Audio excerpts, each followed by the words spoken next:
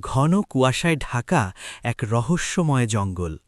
নাম তার মায়াবন। গ্রামের সবাই বলতো সেখানে গেলে কেউ আর পথ খুঁজে পায় না।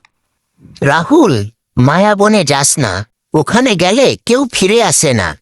ভয় পেলে সত্য জানা যায় না। আমি যাচ্ছি। কিন্তু গ্রামের সাহসী ছেলে রাহুল সত্য জানার জন্য ঢুকে পড়ল সেই বনের ভেতর।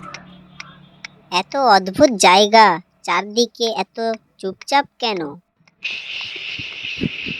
ভয় পেও না, সামনে এগিয়ে যাও। কে কে তুমি? কোথায় তুমি?